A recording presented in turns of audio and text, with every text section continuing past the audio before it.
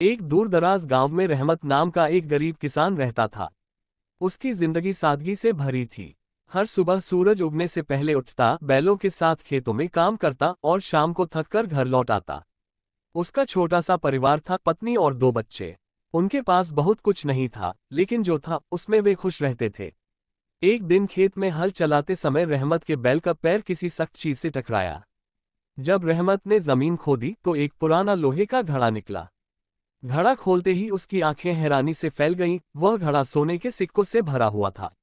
रहमत खुशी से झूम उठा, लेकिन साथ ही डर भी लगा कि कहीं किसी को पता न चल जाए।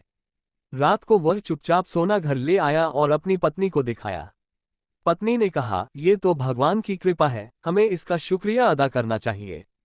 लेकिन सोने की चमक ने रहमत के दिल में लालच भर दिया। वह सोचने लगा कि अगर एक जगह से खजाना मिला है तो और भी मिल सकता है।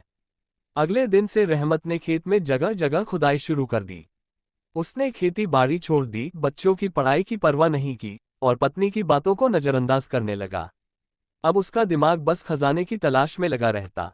समय बीतता गया। रहमत की जमीन खराब होने लगी, खेत बंजर हो गए, सोना धीरे धीरे खत्म हो गया और उसकी सेहत भी गिरने लगी। घर में खाने तक को कुछ नहीं बचा। पत्नी ने कई बार समझाया कि फिर से मेहनत शुरू करो, लेकिन लालच ने रहमत की आंखों पर पर्दा डाल दिया था। एक दिन जब रहमत फिर से खुदाई कर रहा था, जमीन धंस गई और वह एक गहरे गड्ढे में गिर पड़ा। कई घंटे बाद गांव वालों ने उसे बाहर निकाला, लेकिन वह बुरी तरह जख्मी हो चुका था।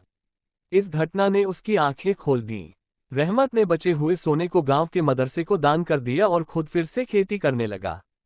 अब वह पहले से भी ज्यादा मेहनत करता था, लेकिन उसके दिल को शांति मिली। उसने लालच को छोड़ दिया और संतोष से जीना शुरू किया। सीख: लालच इंसान को अंधा कर देता है। जो व्यक्ति संतोष से जीता है वही असली सुख पाता है। रहमत की कहानी हमें सिखाती है कि मेहनत का कोई विकल्प नहीं और बिना कोशिश के मिली चीज अक्सर मुसीबत बन जाती है।